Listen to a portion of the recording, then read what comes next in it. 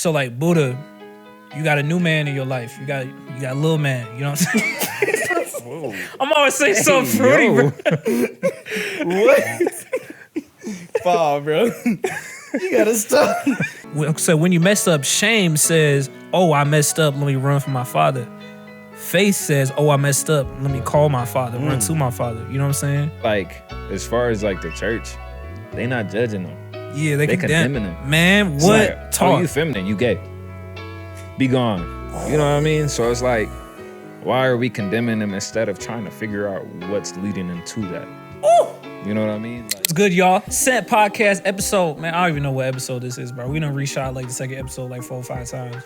So whatever this is to y'all, welcome if this is your first time around. If this is your second, third time, welcome back. I'm glad you're here with us. So Sent, man, let's talk quickly about what is Sent and what that means. Actually, before that, man, I got some people with me today, bro. My brothers. What's good, homies? what's good with you, bro? What's up? Y'all want to introduce yourselves? No. I'm gonna be honest, man. This dude right here been having attitude all day like a bad little kid. All day. I thought it was gonna change once we hit record, but nah, he been having a bad little attitude. I'm about to discipline you in front of all these people, bro. Dog. Look, sit up straight, fix your hat. My name is Ivan Shepherd, the backbone. Period. Talk about it. Go ahead, buddy. Hey, my name Buddha, aka Booski. That's my drummer name. That's it right there, and it's your AKA, boy. they call him Buddha Bear. I mean Booski Bear. But it do not call me Buddha Bear. Oh, damn, bro. My name is Paul Bernard II. They call me PB. Don't say it, bro. I promise. I'm going to throw something at you, bro. Don't listen to what this man say. He is a scammer and he is a troll. He drives a Dodge Charger. The passenger back door is a different color than the rest of the car. Don't trust this boy right here, all right? Look, all right, man. Look, so Sent Podcast. So basically, Sent, for y'all who don't know, honestly, do I even know? We still figuring it out. But God gave me a word about last year. And basically, I was reading through the New Testament. I saw a lot how Jesus kept saying, like, oh, I'm sent by my Father. I'm sent by God. Sent this, sent that. So I really started looking into what does it mean to be sent? And I always had this question growing up about, like, purpose in life and, like, what drives me? Like, why am I actually here? The foundational thought is that we didn't choose to be here. No one decided to be born. No one chose their eye color, their skin color, the location of their birth, their family. We just showed up here, went through the foundational things as a kid, go through elementary school, high school, whatever. And like, it's like, now what?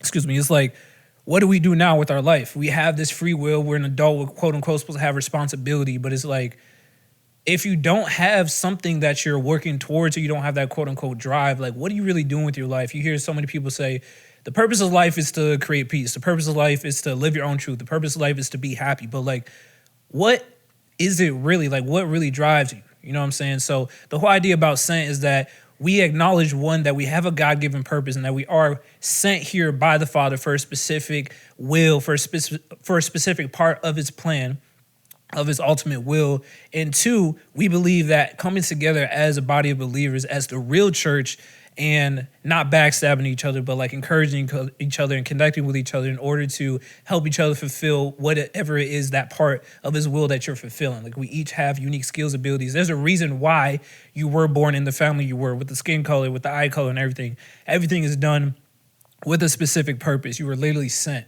So that's the idea behind Sent. In this specific episode today, so I can stop talking, we're going to talk about what drives you. I think this is a really important topic, and we just gonna dive into it. We got some amazing testimonies in the room.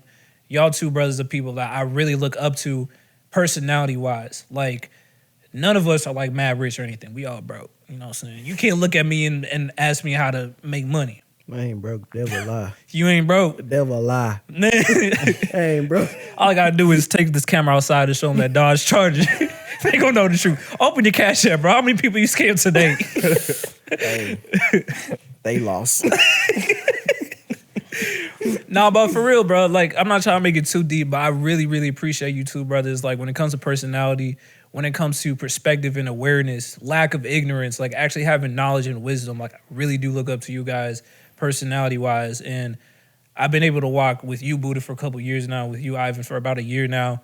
And just even in those kind of short amount of times, like the growth and the change and like the self-awareness is absolutely amazing. Like that really comes with the self-conviction that, hey, I actually have purpose and responsibility, you know? So like Buddha, you got a new man in your life. You got a little man, you know what I'm saying? I'm always saying something fruity, bro. What? Fall, bro. You gotta stop. Oh, I was gonna say something crazy. Man, bro. Look, bro, that's the thing, bro. I don't know, bro. The thing all down. Buddha, you got a new person in your life over the course of last year, and you talk heavily about this person. Tell me about that and how that drives you. So, by the new man or new person that he's referring to is my son. Man, where can I start? Yeah. You know what I mean? Like, I never knew how much I needed something until I had it, you know? So, like, my son was the biggest blessing by far to me. He came at the most unexpected time, and I'm gonna just keep it a buck. I ain't want no kid, bro. Yeah. I ain't gonna lie. I did not want no kid. You but definitely wasn't moving like it, I'll tell you what. hey, man. Man, look, hey, we all got past, man. Hey, on the serious note, I really didn't want no kid, man, but it wasn't about what I wanted. You know, God gave me what I needed. And in that time in my life, man, you know, it was a bunch of stuff I was doing that I wasn't proud of. So, what was you doing, brother? Let the people know. Yeah, What would you you feel like explain? if you feel like diving deep into what you was doing that you wasn't proud of, brother? hey, man, your boy was a player, bro. Your boy was a hoe. Playboy. Simple as that. Your boy was a hoe, man. Go ahead, Ivan. What you got to say? You know he gotta say something. You know he gotta say something. Go ahead, bro. Yeah, I know you not talking. Hey, bro, finish your story, man. This man be pimping out church pews over there. Finish your story, man. This man, We he not looking at talking my about brother me. the wrong We way. not talking about me. Scamming and It's pimping out the him. church. We're talking about Buddha right now. All right, my bad. Go ahead, brother. Oh yeah, but anyway, I was out here in these streets, man, doing anything and everything but the right thing. You feel me? Dang, where's that from? I don't know where, bro. That was smooth. It's from his heart. Hey, you don't Come gotta touch on, me. bro. Anyway, man. But yeah. So I'm dead. Hey, yo, don't touch me. you know I always gotta mess with backbone, bro. Yeah, But, gotta mess with that dude. All right. Yeah. yeah, so in order for me to slow down, my son was placed into my life, you know? Even though, I ain't even gonna go there. But yeah, God knew what I needed. And that was in order for me to build structure in my life, you know? 'Cause I was just out here, like I said, doing anything and everything but the right thing. And it was a way to capture my attention. Because Man. it was something that I didn't want at that time. And he was just like, kid. Yeah. You know what I mean? Like dang. focus on me. You know what I mean? Like, yeah. get your stuff together, bro. And I'm like, okay, what do I do now? So I got a kid on the way, and it's like, You gotta shape up. you don't even know what to say. 'Cause it's Yeah. like, all right, now let me actually do X, Y, Z so I can make sure my son like can live the best life possible. Right. And me personally, like growing up, bro, I didn't have everything. You know what I mean?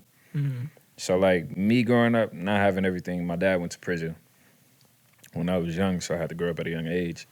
Unfortunately, my dad went to prison. But, you know, that shaped me to the person I am today. And with that being said, like, I didn't grow up with a lot, but I had enough to survive. You feel Right. me? So, like, with me having my son, it's like everything my dad has taught me and everything I learned from my dad and from his mistakes, not necessarily mistakes, but This is circumstances. Yeah. Yeah. it has altered my life in a certain way, in a certain direction that now, like, I know what it feels like to be on both sides, like to have my dad inside the church and to have my dad away from me. Mm-hmm. It's like my son is gonna know, like, hey, bro, this is what it's like to not have your dad around. You know what I mean? To not, like, be able to talk to your dad whenever you want. Because I had to go through that. Yes. I don't want you to have to go through that. Exactly. So this is why I'm here. This is why I'm doing what I'm doing now. So that you would never have to worry about none of that. You know what I mean? So, yeah, bro. Biggest blessing in my life by far, man. My son, that's my dog, bro. That's my roadie, my rider. That's literally my ride or die, bro. Like, I wish he was here with me right now, but he'll be here next month. But yeah, bro. No doubt. Nah, the thing, what really caught my attention there real quick, you talk about like, boom, this happened, and it's like, okay, what do I do now? Okay, I got to do X, Y, Z. I got to shape up. One thing about me personally, and honestly, we're talking about drive, right? Like, I say all three of us are very driven people. Like, if y'all don't think we driven, just watch us play 21 one time, bro. Like, what? Change the character, bro. We not friends no more, for real. All right, bro. All right. I'm being Ivan, though. That's all I got to say. That's all I got to say. Paul is the worst basketball you'll ever see in your life. I've beat you like 3 times, bro. He beat me when I was walking. You know what I'm saying? But we're not regardless. We're not talking about that. That's all I'm saying. See, y'all can already see. Drive. Look, we're driven. But this is what I'm saying with it, right? I think that sometimes your greatest strength can be your greatest weakness, right? And with being ultra driven, God can take that sometimes and like have to corner you to make you pay attention to what he's trying to do in your life. Like I can think multiple times, like high school, right? I'm that guy. They call me Party Paul. You know what I'm saying? I'm throwing parties. You know, moving a little something on the side, caught 2 misdemeanors. I'm doing some stupid stuff. I'm like, okay, I want to be a professional soccer player. I want to be the world's biggest Haitian drug dealer. Like crazy, crazy goals, you know what I'm saying? And I was so set on that, like, bro, I was so driven. And then my 3rd game in my college career, snapped my leg. Doctor said, nah, you never playing again. I can barely even run to this day. You know, I got a metal rod in my leg. And like, bro, that change of direction that God had to force in my life came because I was so driven and not open to hearing nothing else but my own heart. You know what I'm saying? So like, there's got to be like this balance between, okay, I'm driven, but like I'm constantly asking God to renew my heart and renew my mind every single day. You know what I'm saying? Like for you, bro, like respectfully, I knew how you was moving before your kid. You know what I'm saying? No, and it's like, I can honestly take some responsibility where it's like, was I the best Christian brother to you? And honestly, like being like, yo, bro, you probably shouldn't do this. You know, I was probably hyping up some things I shouldn't have. I was probably letting some things slide that I shouldn't have. But even in that scenario, it was like you were driven on your ways. Like, okay, this is how I do life. I grew up a certain way. This is what makes me happy. This is what I'm finna do. And then I remember I leave for Texas. A couple months later, you come to visit. Really, you moved. You was here for like a whole month. Staying in my crib, eating up all my chips and tortillas, man, going crazy. You know what I'm playing? But we had a heart-to-heart after not seeing each other for like a couple months, and you confessed some things, you apologized about a few things, and then you just stated about the new man you are today. You know what I'm saying? And like that was so huge to me to see how like even me being away, knowing that God was working in your life. Like I love how God works in everybody's life, and I love seeing that. So it's like, that's one thing about drive, man. It's like God will literally corner you. He will punch you in the face to make you pay attention to him if you're not paying attention to him. And me personally, I'd much rather just him tell me than get hit in the face. I'm sick of getting hit in the face. I took a lot of L's in this life, you know what I'm saying?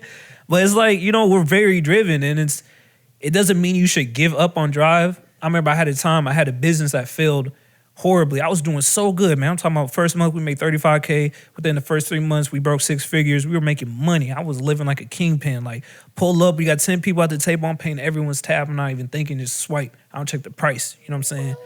You know what I'm saying? That's rich, bro. Scamming is not rich, brother. Let me teach you real wealth. You know what I'm saying? But business failed.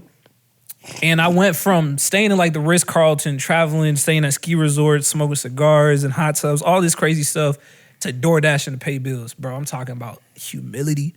That stuff hurt, bro. Hurt bad. And I went from this super ambitious wanting to be a billionaire to backtracking to like, oh, I'm just here. I'm just taking up space. Whatever happens in my life happens. You know what I'm saying? Because I'm so scared to take a step that I might trip again. You know what I'm saying? So it's a hard thing to navigate sometimes, and that's just the real truth, you know. But at the end of the day, God guides, God directs, God leads the way. God is a light to your path and lamp unto your feet. Like, as long as you are following Him, bro, and you got like commit to the Lord all your ways, and He will direct your paths. Like, these are verses that kind of go over our head if we've been in the church for a long time or been in the Bible a long time. But it's like when you actually break down those one-liners, like, bro, it's gold. But yeah, just to respond to that. So like, Ivan, bro, I've known you for a year. You told me about your past. I didn't walk through your past. I didn't witness your past with you. But I'm gonna say something about your character that really, really stands out to me. You know what I'm saying? You have this type of like natural skill with people, and it's not even just like getting them to do what you want. You know what I'm saying? I'm not talking about that type of people skill. It's about just making someone feel good, so much so like they desire to be around. Like, bro, people like we've met at the same time, and it's like I'll talk to them and I'll see how they talk to me, and then they talk to you, and it's like, Ivan, ah! You know, and I'm not mad about that, but it's like I admire that heavily about you. So it's like I see that you're driven a lot by how you make other people feel. So like, where does that drive come from, and what would you say drives you today? Sound like you peanut butter and jealous. That's crazy. You couldn't wait to pull that one out, huh? Nah, that's a good one. That was so corny. That was so corny. That was so corny. He over there geeking. Jealous? That's trash. Shut up and answer the question, bro. Jeez. Nah. So I'll say with that, growing up, I went through some things with my grandmother, right? Like, she definitely wouldn't treat me and my little sister the right way. Well, she wouldn't treat me and my little sister how she'll treat me and my older sisters. Yeah. She'll treat us way differently. She'll be like if I wanted something, she'll tell me to tell my other grandmother to buy it for me, or she'll be like, "No," or just talk down on the boy, you know. How old were you when that was happening? I'll say 8. Yeah, 8. Those are 'Cause crucial years. I stopped going over there when I was like 8, 10 years old. Nah, 8. Because my grandmother passed when I was 10. Yeah. Your blood grandma. Yeah. Both of them are blood grandmothers. Yeah. So she passed. My mom's mom passed when I was 10. And that was like my best friend. And yeah, so with that being said, I just don't want nobody to feel like alone or feel like they can't come and ask me for anything and I'm going to tell them no. Mm-hmm. So me being nice is going to always lift somebody up. You know, like somebody could be having a bad day and I hit them up and lift them up. Even if I don't know that they're having a bad day, lift them up, you know? So me being nice to people it's just in me, because I don't want to see nobody feel the way I felt when I was 8 years old. Even though that can be a weakness, not a weakness, but what do you call it? Like a hindrance? Yeah, like a downfall for me, because nice people get ran over a lot. Like, you'd rather be the one that takes the bully than someone else. Yeah. Okay, Jesus. No, I love that. That is my dad. That is my dad. Second to the biggest. But look, okay, bet. So look, bro, so I hear some people, like, for example, the church, this is all going to make sense, right? So I hear a lot of times, like, people don't follow Christ because of the church, right? Church or whatever you call it. So let's look at the image of the church, right? It's such a construct and such a tradition now that a lot of the principles of the Bible are being thrown away for the sake of brand growing and for the sake of tradition, if you will, and westernized like Christianity. Like, one of the things, like, you'll hear Christians say, like, "Oh, I'm not a people person," or like, "Oh, this person," like you'll see Christians repost certain things about like how you should treat people and stuff that is not connected, like completely contradictory to what the Bible says. And it's like, how are you a Christian and not a people person? Like, even personally, like me, like, there are a lot of things that I learned about myself when it comes to how I interact with people. When I met you, you know what I'm saying? I was like, dang, like, I actually really don't check up on people. Like, we was in New York the other week, right? Bro, we was there chilling. Everyone else who lived there, I'm talking headphones in on the phone and they walk fast. So like you can't talk to somebody if you try. Hello. You know what I'm saying? Like, bro, they gone. You know what I'm saying? And it's like, bro, we are so busy and so like oriented like on our path that like we forget to realize that like the biggest commandment of being a Christian, of what God told us, is like love Lord your God and then love your neighbor as yourself. Right. You can't do that with your head down and headphones in. You know what I'm saying? And it's like, bro, I started thinking the other day while I was driving, I was like, bro, how many times do I think about hitting somebody up, checking on somebody and don't do it? I ain't gonna lie. I do it at least 3 times a day. At least 3 times. And like, imagine like the change we could do if we actually took those times. That could be God in your head saying, yo, this person needs you to check up on them. And then you just don't do it. Oh. It's because we busy. I was gonna say something. We busy with our own stuff. Yeah.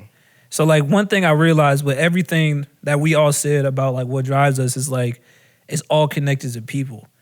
And that's one thing I love about Scent. Like Scent is not about your personal gain. Like skip the whole American dream thing. Skip the whole like, oh, I want to live this lifestyle, get a Lambo and a watch and all that. It's about tapping into your purpose, locking in with God so that you can live out your will, which is to bring other people to the kingdom, helping other people. You know what I'm saying? And I think like with this podcast, it's like, bro, none of us like sitting in front of a camera. Honestly, Buddha don't even like talking. See what I'm saying? Get all in his head, bro. You know what I'm saying? But it's like stepping outside of our comfort zone is like, one thing we can do is be very real and raw with the people. I'm not finna sit here and be like, I'm perfect, bro. I struggle with a lot of things, bro. With a lot of things, bro. We can get down into that if we need to, just not right now. Nah. But I think like with that, it's like being real, opening up conversation and stepping out of your comfort zone so that you can help other people. It's literally what we're here for, bro. It's literally like what drive always should be about. You know what I'm saying? But yeah. Let's talk. What got y'all back on the right path with Christ? Oof. Hey, go ahead, bro. No, I want to hear your story, No, bro. go ahead, bro. I want to hear your story, bro. Go ahead, bro. I've been talking. I talked first. Bro, I mean, obviously sanctification is a process. Right. It'd be 2 days I'm tapped in with God and 3 days I'm tapped out. You know what I'm saying? Like, that's the way sanctification goes. You know, I can't sit and say here that, oh, I had this crazy event and now like I haven't looked back and I never doubted God again. You know, Facts. some people, I guess, they have that. Just me personally, it'd be some days I just want to be bad. Like I remember the other day, I ain't gonna lie, bro. Like, you don't get that, bro? No, I definitely Like we do. human, bro. I'm not finna lie, bro. I remember one day, bro, I'm not even gonna lie to you. It was real bad. Like I don't know what it was. Something pissed me off.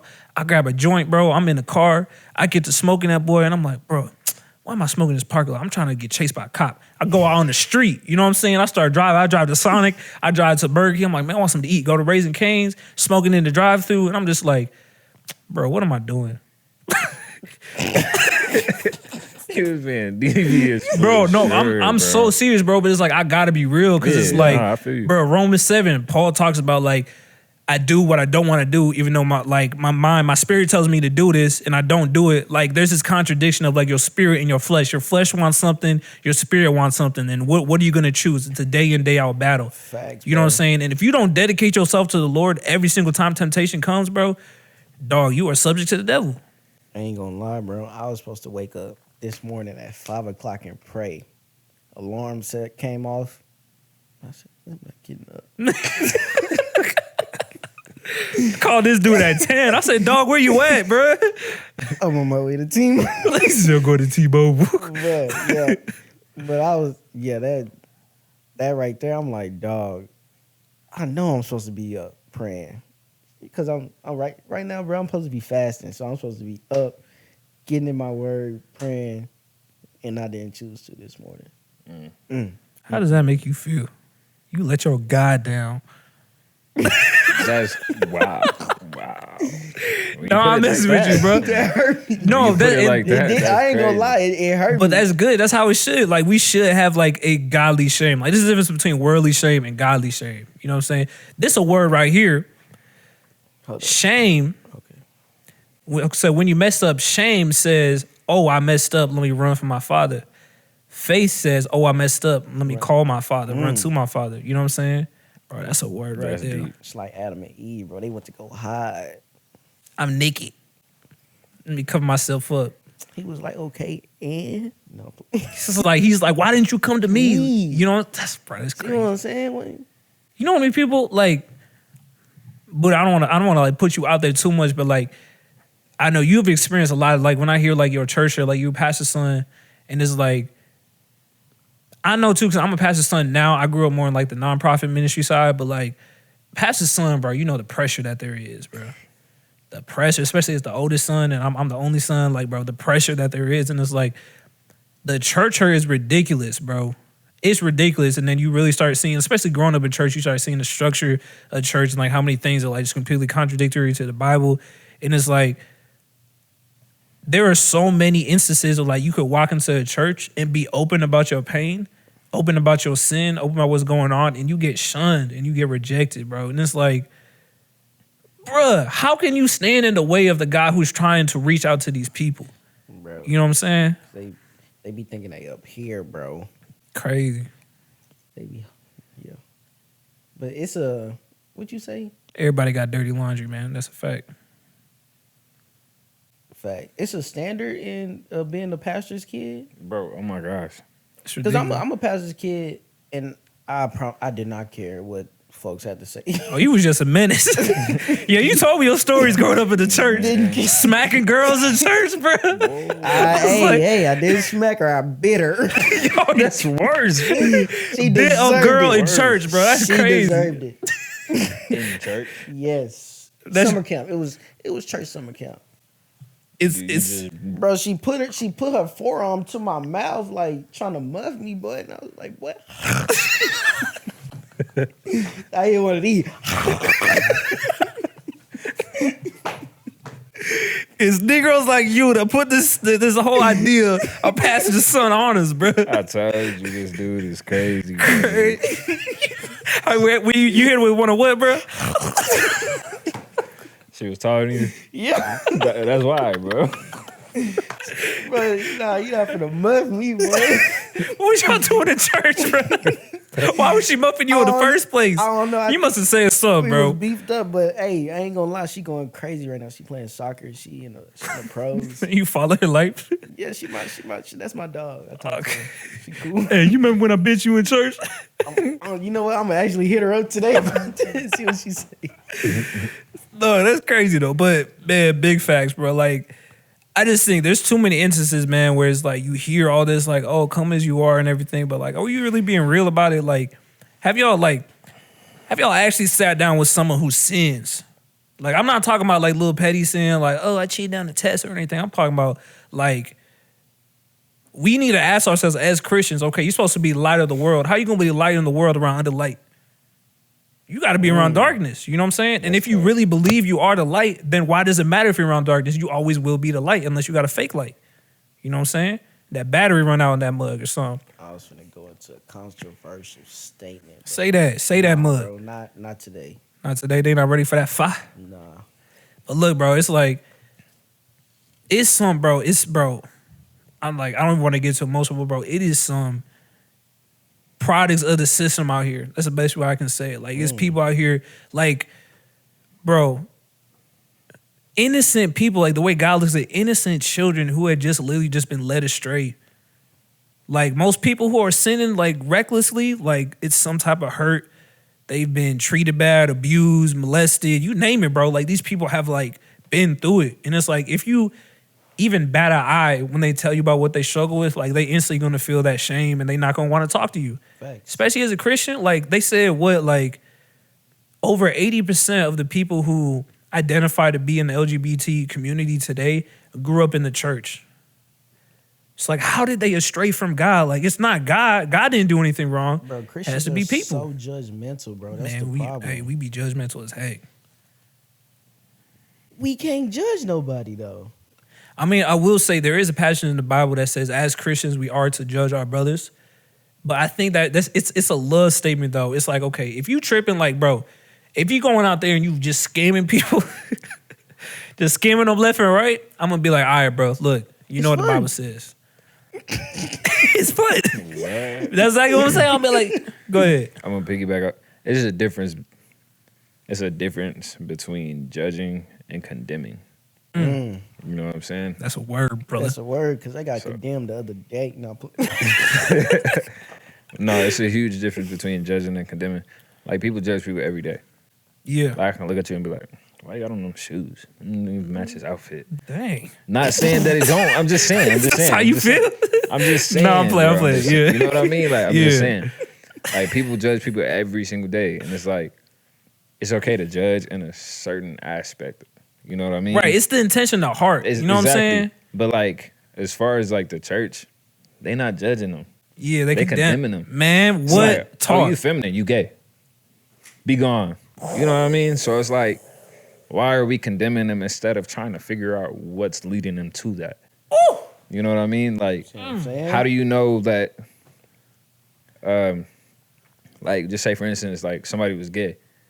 How do you know that that dude is not acting out like that because he was molested by somebody in the church? Right. You just automatically shunning him and telling him to get gone. Mm-hmm. Well, you don't even know the true story. So it's like, it's a difference between judging and condemning. And a lot of Christians nowadays condemn a lot of people. You know what I mean? That one lady who got caught in the adulterous act in the Bible, and they was about to stone her. Jesus said, "All right, pick up the stone if you. he who has not sinned, cast the first stone." Couldn't nobody throw it. Could nobody throw it? Them foes sat them stones down and walked away. They said, "All right, I'm gonna head out." My fault, big homie. The SpongeBob. Oh, you got it. You got it. You got it. Hey, you. got it. Hey, all right. Hey. Okay. You right. Yeah. You know what I'm saying? But no, that's facts, bro. Like, and it's like, this is the other thing, right? Like, I understand, like, I think people who, and I'm talking from my perspective, I grew up in a mad conservative Christian home. You know what I'm saying? So it's like, I saw the perspective of like being boxed in as a Christian looking out versus like being in the world and looking at Christians. You know what I'm saying? So like my perspective, a lot of it is that if you're not around people that sin, like you're supposed to be in the world, not of it, right? You're supposed to be in the world and not love it. Yeah. Speak ours. It's like if you are not around people who are sinning and be in the light, then when you hear some of the sins, you will be completely perplexed. Like you'll be like, how are you dealing with this? Like, what? This is crazy. Like, bro, some of the sin out there in the world, like, if y'all go to San Francisco and just look at some of their festivals, the Oh my gosh, sex dude. festivals they have going on and all this crazy stuff, it's like, bro, me personally, bro, I had no idea that people were sinning to this amount. You know what I'm saying? And it's like, it's crazy because you have to have a certain awareness of sin and what's going on without being like a part of it. You know what I'm saying? If you're just around Christians 24/7, that actually is, I have to be careful with my words. Like, I feel like that's demeaning to your faith because like how do you have faith without fear? How do you have hope without doubt? You know what I'm saying? Like, if you are not challenging your faith, how are you gonna grow? It's like you can't grow muscle unless you work out. You know what I'm saying? Yeah, absolutely. But like when you just said like some people faith is fake. Big faith. And I'm gonna just keep it a Facts. buck, bro. Like some people faith is fake. They scared to venture out because they have fear. But you can't have faith and fear in the same sentence. Like faith and fear they don't Right. entertain each other. Right. You know what I mean? Right. So if you have faith, you cannot have fear. But it's a lot of people that have faith and fear, bro. They scared. You know how many people in the church are scared to talk to sinners? Like, honestly, bro. You know how many people in the church right now that are scared to talk to sinners? Because, like, they look at us like, well, I'm going to just be real, man. I'm a sinner, bro. Like, point blank period, bro. Respect. I'm a sinner. Like, there is a fine line to that, bro, because it's like, am I doing everything I know how to live the best way possible? Yes, I actually am, but I haven't, like, fully submitted my life to Christ.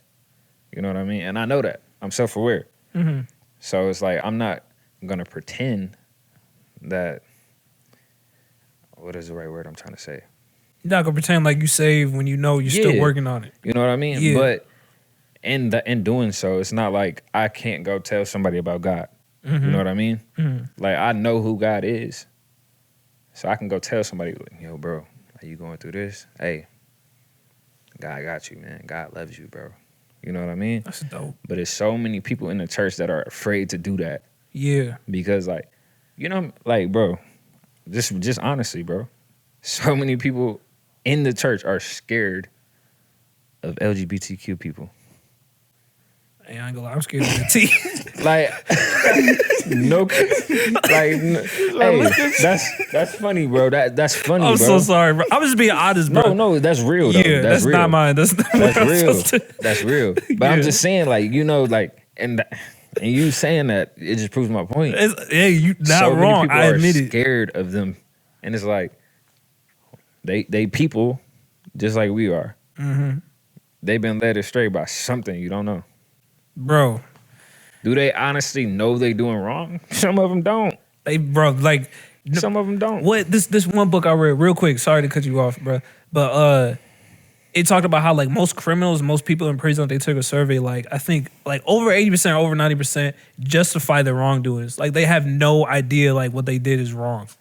Like this one dude who was like killing cops. You know what I'm saying? Like I remember there was a story. He got pulled over by a cop. Cop asked for his license. He shot the cop right there.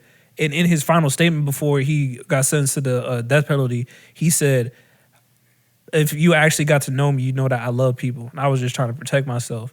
It was like, bro, come on, man. You just shot a cop point Like, blank. you know you're doing wrong. Yeah, you know. But it's like in his head, it's like, oh, I don't even know what I'm doing is wrong. So it's like the step one of like getting recognition, like you have to interact with people and have that initial like, hey, you know what you're doing is wrong. And they're gonna be like, nah, this is what I was made to do. I was born this way or whatever it is. And then once you get over that and they recognize, it's like now you're right there to grab a lost person and lead them to Christ. You know what I'm saying? But you have to get over that first hump of interaction where it's like, you got to recognize what you're doing is wrong.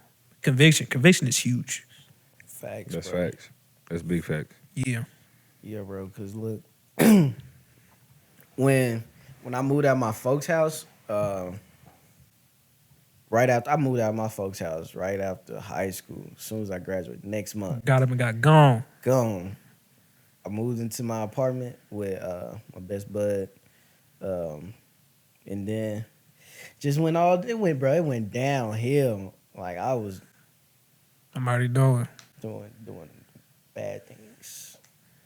What kind of things? What you kind of doing, bad bro? things, brother? You want to tell us? Bad things. Bad things. I was drinking, smoking, you know. Come on. Come on, man. Couple of those. Come on, man. Nah, like I was drinking, smoking every day. Just everything was just blurry. And then, bro, one day I was watching. For some reason, I was watching Mike Todd, the Forgiveness series, bro. Mm. And it hit me like crazy. I'm like, dang, I got a lot of people I ain't forgave. Mm. And after I watched the first one, I watched the second one. After I watched the second one, I watched the third one. I'm like, dang. So I went to go forgive those people, went to go buy me a Bible. I tapped into that word.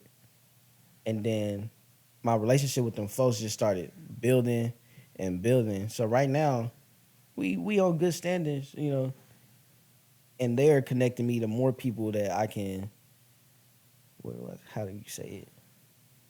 Speak life into, give them hope and like. Mm. Bro, that's tough. That's deep. That's dope. That's what's up. You know what I'm saying? So the relationships that you build and the people that you forgive are ultimately, I feel like it's gonna ultimately lead you back to Christ, bro. That's a word. Absolutely. Absolutely. That's a word. Hey, so like, look, no, that's fire, bro. That is so fire. I think with that, and like as we start closing this off, man, it's like I don't think that you can be tapping in with your purpose unless you're tapping with God. And I honestly don't think you can be tapping with God unless you're tapping with your purpose. I think it goes hand in hand because God really does desire for you to achieve something. When I say achieve, I say that with a grain of salt because the word achieve has been completely misconstrued by society. But like he does want you to achieve something for his purpose. Like even the person who in the Old Testament touched the tabernacle and died, like his purpose was to be an example of like how holy the tabernacle is, you know. Right. It's kind of like, dang, like, bro, you just killed him like that. Like, you know what I'm saying? But like he had a purpose, He you said know. what he said. Yeah. Jesus had a purpose. He was sent. Like, and I think that the more you get to know God, the more, like you said, tapping with God, it's like the more you realize like there's a specific purpose that he wants you to do. And it's like the scariest thing, bro, is to feel like you don't have a purpose. To feel like you're just taking up space. Yeah. At least me personally, bro, those moments where it's just like, why am I here? You know what I'm saying? Like, am I valuable to anyone? You know, like, what is the impact? Why do I keep trying and failing? Like, those moments be like some of the scariest moments. But like, when you get directed back to God and it's like, okay, like, I'm equally yoked with Jesus. Like, I have a purpose. Like, bro, Buddha, like, your story is so encouraging to me. Like, when you, like, you're so real, bro. Like, when it comes to your faith, like, you would never lie to somebody. If you didn't want to go to church, you're not finna go to church. If you don't want to sing a worship song, you're not finna sing a worship song. Like me, I grew up on image a lot. My dad ran a multi-million-dollar nonprofit, translating Bibles. We toured and raised money for the nonprofit, so image was huge. Facts. We go into church, he preaches, he gives his case in point on why his ministry should be given to monetary-wise. They come and meet the family. Oh, you're Paul Bernard II? Yeah, I'm the original, he's the copy. Same jokes every church, you know what I'm saying? Bro, I'm telling you, like image, like the amount of times I had to put on a smile, so it's like I had that perspective in like me like being like one of your best friends, bro. It's like you teach me so much about like being real. You know what I'm saying? Like God never said put on a face, like be fake about Jesus. You know what I'm saying? Like be real about it. Like, and that's why I told that story earlier about how the other week I was like, man, I'm finna go smoke this J. You know what I'm saying? Yeah. Cause that's how I was feeling. You know what I'm saying? And that's real, but it's like God led me back and like that was wrong. And that's the authentic truth, and that's like what faith is. So it's like as we take this walk with everyone who tuned in or is tuning in right now, and like even us three as brothers, like as we're trying to figure out what scent is and what its impact is, it's like we just got to be real. You know what I'm saying? So man, I appreciate y'all comments. I just want to put that out there. No, that's facts. Like, wait, was we wrapping up? Yeah, no, you can put your closing comments in, bro, for sure. I have no idea how long we've been going, but yeah, put your closing comments in. We good. No, I was just gonna say, like to piggyback off of what you were saying, bro. It was a huge turning point for me that brought me back to Jesus, bro. Cause I ain't gonna lie, I couldn't stand nothing that had to do with church. Mm. Like when I left for the Marine Corps, that was it. That was it. Like, I ain't want nothing to do with nobody's church. I did not care. I just didn't care. And to a certain extent, I turned my back on God. You know what I mean? Yeah. And it's like, now that I've realized why I did that, it wasn't because, like, it wasn't necessarily because I didn't believe in God, because I definitely did. But it was just like, God is not here. God is not real. Like, that's how I thought at that time. But in doing and me having that like moment, me realizing, bro, I didn't have no faith, bro. I had zero amount of faith. I will always, like, the only time I would pray is when something bad happened in my life. Mm. You know what I mean? Like, something bad would happen, I'd pray. Oh, God ain't fix it. This dude ain't real. Like, you know what I mean? I used to pray and want it to happen immediately. But God don't work. Like, he don't work when you want him to. You know what I mean? Mm. God's timing is the best timing. And if you always want things to happen on your time, you will never have time for God's time. You know what I mean? So it's like... Oh, bro, hold on, bro. For the people in the back, bro, one more time, bro. So God's timing is the best timing. And if you always want things to happen on your time, you would never have time for God's time. So it's like, It's good. once I realized that, bro, that God don't work on my time, I was like, man, hold up. What if I pray in advance? What if I pray in advance? Like, before these things even start happening. And you know what? Better yet, let me stop putting myself in situations for these things to happen to me, bro. You know what I mean? Brother. So Talk it's like, that. you are ultimately the product. Like what? How do you say it, bro? Like, you are Part of your decisions? Yeah, but like you determine like every like you determine the outcome of what's gonna happen, bro. Like if I go surround myself around 10 murderers, 9 times out of 10. 9 times, like, bro, if I'm just in a room with 10 murderers, bro, and we all just kicking it, we doing the same thing every day, bro. 9 times out of 10, I'm gonna go kill somebody. Yeah. Like it's that 1%, Yeah. 1% that I'm not gonna go do it. But 9 Facts. times out of 10, I'm going to go kill somebody. If I surround myself around 20 drug addicts and they all shooting up heroin, snorting cocaine, doing this and this and this, 9 times out of 10, I'm gonna do the same exact things. I'm like, oh, they having so much fun. Yeah. They are gone right now. You know what I mean? Like, The best advice I got from a drug addict, he said, bro, don't do drugs because they're too much fun. That was his best advice. I was like, and yo, it's real though. It's, Like, it's so real. They be so real, and it's like, bro, you know what I'm saying? You No, are facts. ultimately you are the product of like what you want to be. Bro, Jesus will be as big as your belief is in him. 100%. And I had to learn that the hard way, bro. The absolute hardest way possible. The hardest way possible, bro. I had to learn that the hardest way possible, and I can't stress that enough. Cause like when I say like, bro, I left the church one time because the lady got mad at me for having tattoos. That's wild. Like what? Like why you have tattoos? Why don't you? Bye. You know what I mean? like, bro, I was deal with heated. this. I was heated, bro. I'm like, man, what? But like, I end up going back there and I have a conversation with her, and she ended up telling me like, yo, you know, tattoos are wrong. I'm not gonna say the name of this lady because a lot of people know her, and I don't want everybody. You know, want no smoke. She know who I'm talking about. She see this. You know who I'm talking about. But Did you bite her? nah, I ain't bite her. I'm not this. He's a little pit bull, bro. He get pocket bully, bro. He get mad like short man syndrome. Mike Tyson and people out here. But I had to tell her, I had to break it down in scripture, bro. And like, yeah, I may not be like what can I say? Like, I may not be. You're not a Bible scholar. I may not. Well, that, but I may not be like what you would like say a normal Christian looks like, or what a normal Christian is, or like somebody in the church is, or a normal PK is.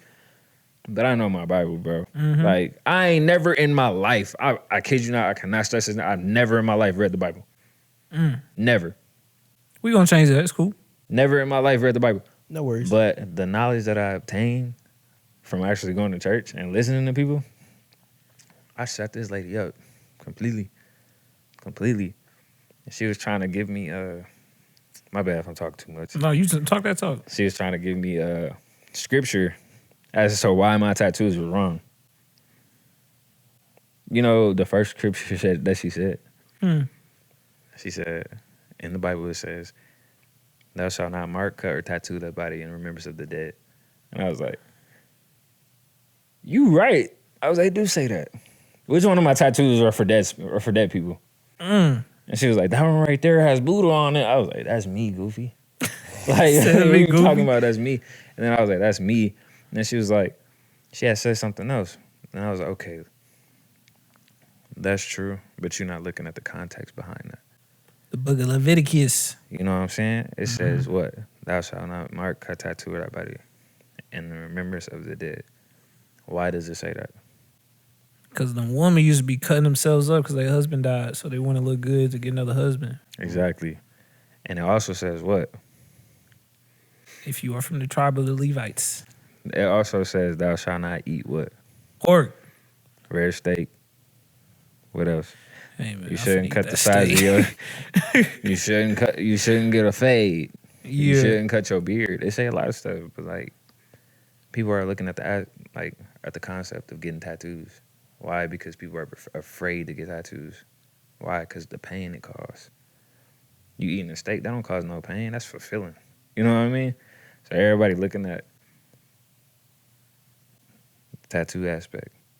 I think, and that's why it's really important that we dive into the New Testament. Like, Paul talks often about like, okay, There's certain people who choose to eat pork. There's certain people who choose not to eat pork. There's certain people who are circumcised. There's certain people who aren't circumcised.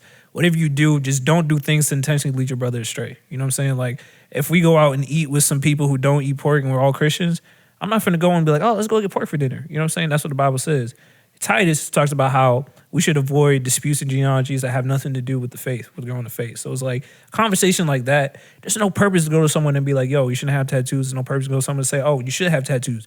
That conversation is completely irrational to the growing of the faith. You know what I'm saying? So I think a lot of times, like, we get into these type of arguments within the church and these type of disputes within the church because we have time. No Christian should have time. You should be out there discipling. You know how much work it takes to disciple someone? Like, literally, there is no better feeling than someone coming to you and be like, yo, I wouldn't know Christ if it wasn't for you. Like, that statement right there is life altering. Like, it's life changing. The type of sweetness you feel when you're like, oh, this person is going to be enjoying an eternity of prosperity and hope and joy rather than burning in hell because I decided to use my God-given gift of my voice and minister and disciple this person. Like, there's no better feeling. And if your default is to go and argue with people and shun people because this person goes to church on Saturday, this person goes to church on Sunday, this person dresses up, this person doesn't, this person listens to Christian rap, this person listens to Christian contemporary, like, it's literally completely misidentifying who Jesus is. Like, Jesus loves everybody. The reason why we have different types of churches is so that we can reach every single type of person, not so that we can say this one is right and this one is wrong. So it's like, if we actually kept ourselves busy with discipling, a person has three types of relationship. You either have someone who you're mentoring, someone who you're sharpening iron with, and somebody who mentors you. Like, everyone falls into one of those three categories. And if you don't have those three filled up and you're not attacking the problems and challenges in your life, you are getting blindsided. Like, in faith, offense is the best defense. Tell people all the time, me, I'm about to get married. Like, that's my goal. My goal is to get married very soon. You know what I'm saying? And it's like, God has been revealing different things about temptation and lust that I never knew before. I never had a crazy problem with females. Like, I've slept around and done some stupid stuff, made some stupid decisions during my years of being away from Christ. But it's like, now that I'm trying to be and prepared to be the best husband, to be right there and to be loyal and all that, it's like, dang, like, if I don't actually unfollow the girls on Instagram who's showing a little bit too much or look too nice to me, if I don't actually take girls on my phone list, if I don't actually make sure I'm not looking at girls in the gym or even going to a private gym so I don't got to be around girls, like, if I'm not taking that offensive route, then I'm going to be caught lacking, bro. Like, all it takes is one day when me and my lady get in an argument and I'm like, man, let me see what this girl doing. You know what I'm saying? Like, just like you have to have offense. And it's the same thing with regular faith. If you don't wake up in the morning and, like you said, like, the Bible, I'm glad that you're honest, but, like, the Bible is the word of God. Like, it is God talking to you today. If you're not waking up in the morning, reading your Bible, praying before situations, like you said, I love that you said that. If you're not fellowshipping with Christians and believers for the rejuvenation, like, being around Christians is the locker room. But what do you go in the locker room for? To get back out there and perform in the game, right? The game is the world. We ain't here to save souls and win souls. You know what I'm saying? If you're not doing that offensively on the day-to-day, you're going to get caught lacking. And it's going to be by things that you didn't even see coming. 100%. The devil doesn't look ugly. The devil is beautiful. You know what I'm saying? Sin is beautiful. It makes sense. That's the hardest thing. You talk to someone, oh, yeah, you shouldn't be gay. Why? You should love people. Nobody, they're going to say things that make sense. And it's like, no, for real. What's your argument? Yeah. Oh, my argument is faith. So your argument is something that's invisible? Yes. 100%. And if you don't know your word and if you don't have, like, that rejuvenation every single day of your spirit, you're not going to be able to have those conversations. You're not going to be able to win souls. You're not going to be able to disciple. Word of the podcast, stay busy. That's tough. It's better. I like that. That's tough. I'm done rapping that, bro. One more thing. Yeah. I really do appreciate you so much. I appreciate you too, bro. Because,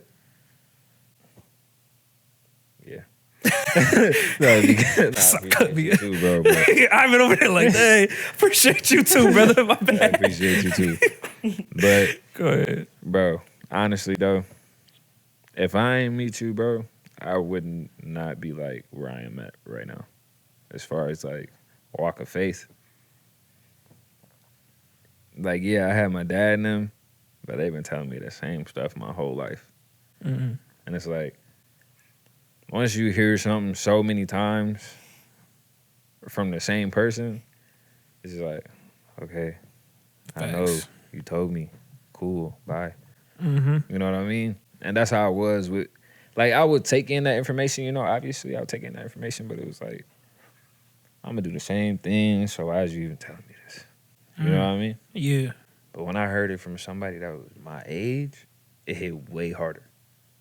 It hit way harder. So I'm like, dang. You know what I mean?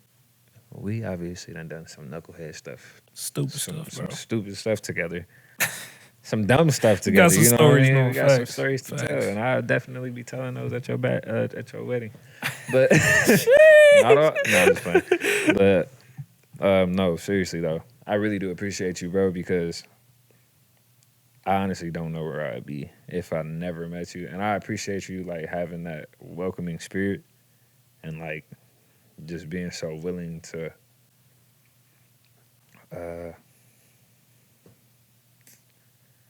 What is the right word? To be patient with me. You know what I mean? Because everything you said, like, obviously I wasn't like, oh, yeah, bro, like, God just, you know what I mean? I took it. I processed it. I may not have, like, adjusted it right away, but I eventually adjusted it, you know what I'm saying? So I appreciate you for all those talks you had with me about God and everything, bro, because it absolutely gave me a better understanding. And honestly, bro, I had no clue God loves sinners. I had no clue. I always thought I had to be this perfect person in order to come to God. I used to think I had to have everything figured out. I had to have a certain amount of money. I had to have a certain appearance, you know what I mean? Because that was all I seen. Honestly, that was all I seen growing up, bro. I grew up with a whole bunch of self-righteous people in the church, bro. And that's what threw me away from the church so heavily. It's like, I'm not like none of these people. God will not love me. But once I start hanging around you seen I was crazy, messed up just like you. Exactly. But you love God with a passion, bro, with a burning, fiery passion. And it made me realize I can do the same. He loves me for exactly who I am. And that important law is what? Love God and love people. You know what I mean? Bro. So I appreciate you, man. I appreciate you too, bro. For real, I ain't been knowing you that long, but in the time that I have known you, bro, like, you're like another brother to me, and I appreciate you for real, bro. You done showed me a lot of stuff. And I just appreciate both of y'all, man. I love y'all. For real. I love both of y'all too, bro. It's beautiful. I love y'all, bros. You the guys. Bro, I'm so excited. Like, and this, all right, promise, I'm finna end here, bro. I gotta get to preaching, bro. You good. But think about the story of Moses real quick. Like, Moses grew up in the palace, right? So he knew the Egyptian ways, right? The Israelites were slaves. And like, you know, even back then, like slaves are idiots. They don't read. They barely speak full sentences. Like they're not taught things. You know what I'm saying? Like they're not smart. But Moses took the Israelites, 650,000 Israelite slaves out of Egypt and turned the Israelites, well, over the course of time, you know, Joshua became the leader, Aaron, all that. But over the course of time, took these Israelite slaves to being the most powerful nation in the world at that time. Where it's like they're winning battles, they're conquering nations, they have kings, all of these different things. And it's like, what better example of God using sinners or God using people who are not qualified? Like when Paul says in the Bible, like, boast in your weaknesses, like, bro, I'm like, my dad calls me the eternal optimist. It's a little bit of insult, but I take it as a compliment. But I love looking at someone who is completely messed up and just picturing and envisioning what good they could do for the kingdom with their story. Like you telling me, like you sitting here telling me you a fentanyl addict and all this stuff, and I'm thinking, okay, bet I'm finna get you right so you can save a bunch of fentanyl addicts. You know what I'm saying? You telling me you used to run with the ladies, the females? All right, bet. We finna get you saved so that you can get married, have kids, and you can start ministering to people who are dealing with that. You know what I'm saying? You telling me that you had no business in your life, you grew up in the hood and everything? All right, bet. Let's get you saved so that you can teach people in the hood how to take their business traits, selling drugs, to now starting business and helping people in their community. Like, that's the gospel right there. Like, skip all that. My dad gave me $1 million loan. I started this business. God is so good. You know what I'm saying? Like, nothing wrong with that. You know what I'm saying? There's people on that side of the fence too. But I'm an extremist. I love the drama, bro. I love seeing someone go from here to here, bro. You know what I'm saying? It's like I got that story. I was born in the slums of Haiti, Port-au-Prince, Haiti. You know what I'm saying? My mom had 35 brothers and sisters. I'm blessed to be here. Lost an older brother. I'm the only boy in my family, you know, by blood. And it's like, I'm gonna do amazing things for my country. Like when I read the book of what's the book? Lamentation. When I read the book of Lamentations and see, it's just about how like Israel, the streets are dry with bones. It's a desert place. Like, God, why won't you restore our land? I picture my country. I'm like, that's how I feel about Haiti. Like, God, restore my land and everything. Like, let me be the person that leads this country back to glory. Like all my family that's over there. And it's like, I believe he can do it. And like, I'll have a story. And it's like faith is counted as righteousness. Faith, Christianity is not a righteousness thing. Because if it was about righteousness thing, people could boast in themselves. They could be like, oh, I chose not to sin. I did this. But in spite of sin, Christ died for our sins, yet while we were still sinning, while we was slandering his name and casting lots and gambling over his clothes while he was down on the cross for us, while we was doing that, he saved us so that we could have the story to profess to others that it doesn't matter how messed up you are, it doesn't matter how many times you mess up. You literally cannot do an amount of right things to save yourself. You're here not by your own choice. I chose to put you here as your God, and you will continue to let me down, and you are forced to put your faith in me every single day. And if you don't, I will still love you. If you mess up 7 times in a day, you ask me for forgiveness 7 times in a day, I will forgive you. I love you that much. And it's like, no matter how messed up you are, you can have impact, and like you can literally tap into your God-given purpose. So that's what we here for, bro. Like, skip all that being fake stuff. We real. That's it, man. What drives you? Episode 3, man. We're going to catch y'all next time.